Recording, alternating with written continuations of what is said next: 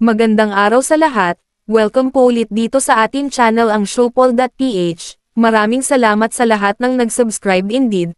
Punta tayo sa ating viral SOCMED for today, May 6, 2026.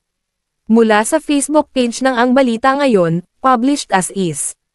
Recto, ibinida na tinanggihan niya umano ang anyay 1 na bilyong piso suhol ni Kong Leviste. Sa isang Facebook post na sarado ang comment section, naglabas ng matinding pahayag si Ralph Recto kung saan iginiit niyang tinanggihan niya umano ang anyay 1 na bilyong piso alok ni Kong Leandro Legarda Leviste kapalit umano ng pag-urong ni Vilma Santos Recto sa politika.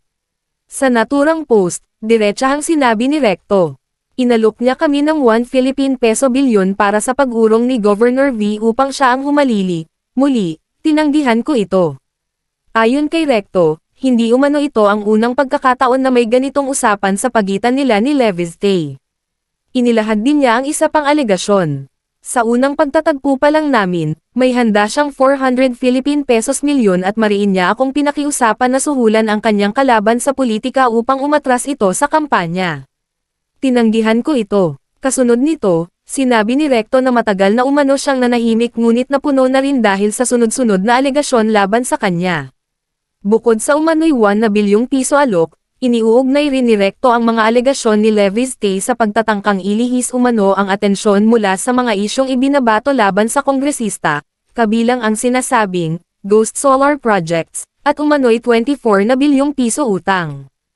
Ang pahayag ni Recto ay tugon sa mga naunang privilege speech at social media posts ni Leviste, kung saan pinaiimbestigahan nito ang umano'y koneksyon ni Recto kay Edwin Guardiola kaugnay ng umano'y maanumalyang flood control sa Batangas.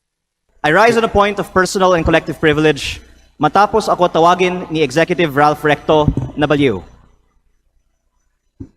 Kung baliw man ako, at least hindi ako magnanakaw.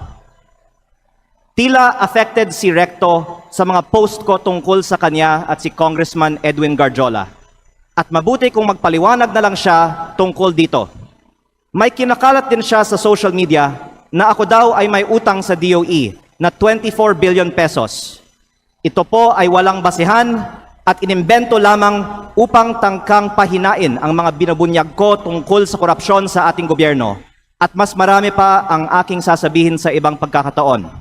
Nagsimula lang itong mga atake sa akin nang sinimulan kong imbestigahan ang DPWH sa Batangas at ang mga kumpanyang konektado kay Congressman Edwin Guardiola at naging Executive Secretary si Ralph Recto. Marami rin ang nagsabi na ang pagbunyag ko nito ay hindi aking kapaki-pakinabang. Ngunit hindi ito para sa sarili ko, ito ay bahagi ng aking tungkulin bilang mangbabatas at kinatawan ng unang distrito ng Batangas. E-follow ang Facebook ng Ang Balita Ngayon, i-click ang mga link sa description box.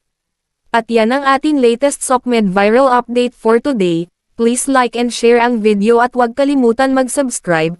I-click ang notification bell for more SOCMED viral updates at suportahan po ang ating Facebook page. Maraming salamat sa lahat ng nag-subscribe indeed. Magandang buhay sa lahat. Shukran.